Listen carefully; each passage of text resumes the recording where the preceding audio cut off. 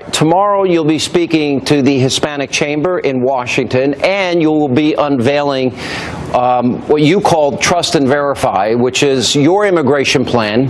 How is it different than, say, what Marco Rubio is proposing in his plan, or the president?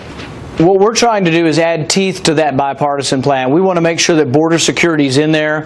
As conservatives, we've always worried that, well, you're going to give them legal status and say we get border security later. Well, it never comes, like so many liberal promises. So what we're asking for is every year we get to vote on whether the border is becoming more secure, and all of immigration reform is dependent on those votes. But Congress gets to vote, not the administration report. Congress gets to vote on whether or not the border is secure. All right, I support that as well, because if we don't secure the border, first of all, the number one threat of the border that we have are those terrorists that can cross over, number one. Number two, the problem never goes away.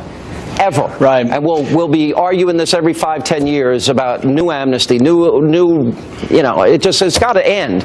And so I would support the reforms if we trust and verify. So I think it's a good provision. Has Senator Rubio supported that? You know, we haven't had any personal discussion, but our staffs are talking, and I think a lot of conservative Republicans will support this.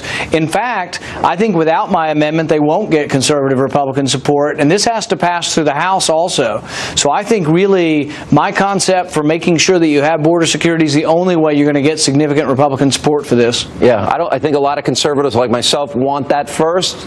They would accept the other part of it second, because it would end the problem, hopefully permanently.